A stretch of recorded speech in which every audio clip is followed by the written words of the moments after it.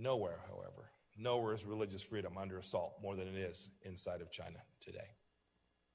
That's because, as with all communist regimes, the Chinese Communist Party deems itself the ultimate moral authority. An increasingly repressive CCP, frightened by its own lack of democratic legitimacy, works day and night to snuff out the lamp of freedom, especially religious freedom, on a horrifying scale.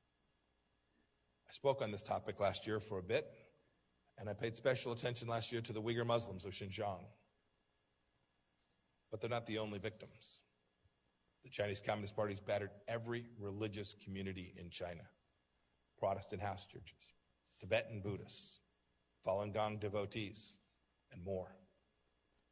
Nor, of course, have Catholics been spared this wave of repression.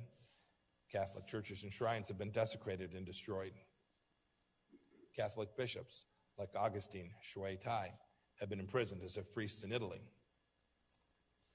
And Catholic lay leaders in the human rights movement, not least in Hong Kong, have been arrested.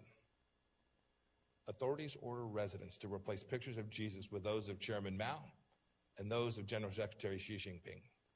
Now, the United States can and does play its part in speaking up for those oppressed, although we too can do more. But we work hard to shine the light on abuses, punish those responsible, encourage others to join us in this advocacy. But for all that nation states can do, ultimately, our efforts are constrained by the realities of world politics. Countries must sometimes make compromises to advance good ends. Leaders come and go, and indeed priorities change. The church is in a different position. Earthly consideration shouldn't discourage principled stances based on eternal truths. And as history shows, Catholics have often deployed their principles in glorious service of human dignity.